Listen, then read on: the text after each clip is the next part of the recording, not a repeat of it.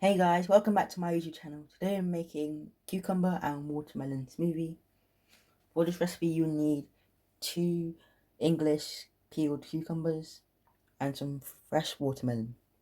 I will now add all my ingredients into my speed blender.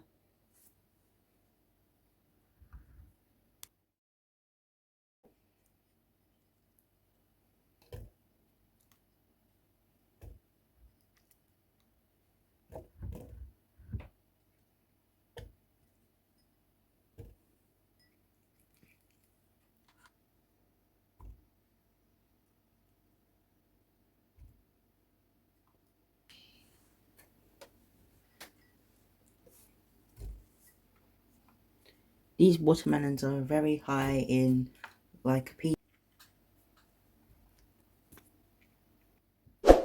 I will now cover and blend.